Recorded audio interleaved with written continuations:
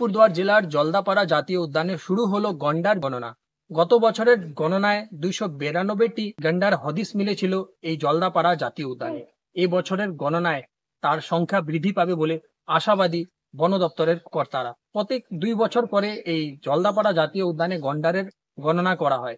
এদিন আলিপুরদুয়ারের জেলা শাসক আর বিমলা, জেলা পুলিশ সুপার ওয়াই রঘুবংশী, জলদাপাড়ার ডিএফও পারভিন কাসওয়ানের উপস্থিতিতে জলদাপাড়ার মাদারিহাট এনআইসিতে এক অনুষ্ঠানের মধ্য দিয়ে এই জলদাপাড়ার গন্ডার জনগণনার শুভ সূচনা করা হয়।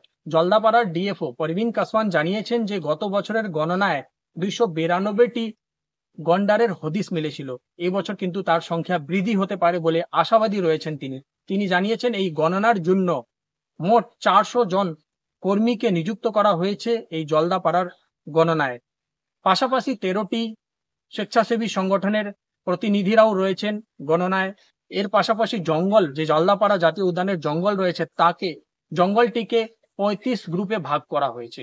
জলদাপাড়ার বন দপ্তরের আধিকারিকরা, কর্মীরা খুবই উচ্ছ্বসিত রয়েছেন এই জলদাপাড়ার গন্ডারের গণনা নিয়ে। জলদাপাড়ার মধ্যে আজ থেকে রাইনো সেন্সাস স্টার্ট হয়েছে। রাইনো সেন্সাস আমরা জলদাপাড়াতে প্রত্যেক 2 বছর মধ্যে করি। এটা খুব মাসিভ এক্সারসাইজ। সব রাইনো রেঞ্জেসে সাইমালটেনিয়াসলি, মানে সব এক সময় স্টার্ট হবে রাইনো সেন্সাস। আজকে ইনগ্রেশন হলো এবং লোগো আনভেলিং হলো। টোটাল আমরা 5 যে রাইনো রেঞ্জেস থাকে জলদাপাড়াতে, ওদেরকে আমরা 65 ব্লক মধ্যে ডিভাইড করা হয়েছে based on hit map which we have got from last 3 months।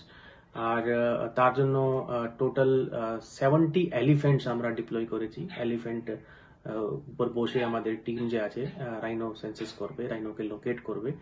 আমার শহর আলিপুরদুয়ার থেকে অজয় শাহ, কলকাতা টিভি।